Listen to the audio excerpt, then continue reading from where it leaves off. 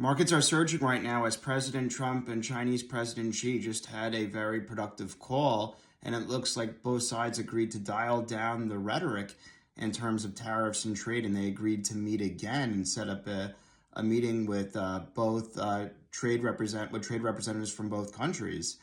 They discussed trade, obviously, in rare earth materials, and this de-escalation, the fact that it was such a good call.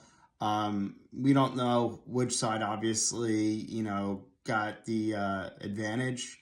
Doesn't matter. The fact that it's de-escalating and that trade talks can continue is very important. The market reacted to that accordingly. Positive comments from both Trump and President Xi after this meeting is very important.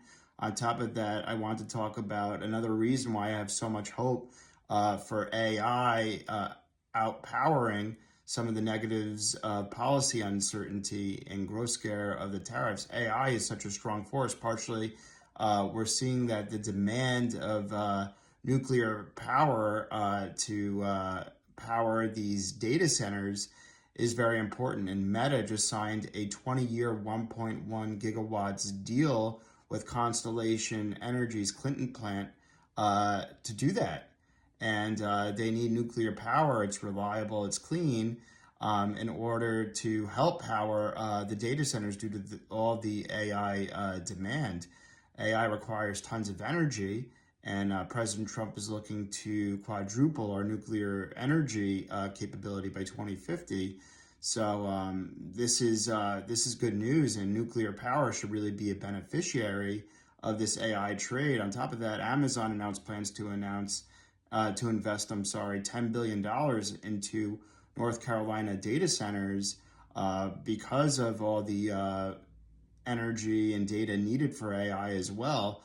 And as I said, the tailwinds for AI should outweigh the negatives of tariff negotiations and policy uncertainty, in my opinion, and I stand by that. Look, I don't expect a recession.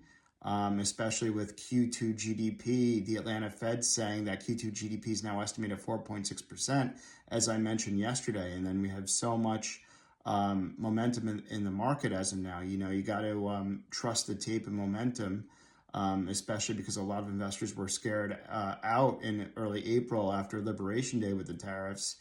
And a lot of them didn't get back into the market. There's a lot of money on the sidelines, still $7 trillion of cash and money market funds on the sidelines that's looking to get into the market. And as I said yesterday, I expect a face-ripping melt-up rally into the summer based on a new record amount of M2 money supply and global liquidity in the economy.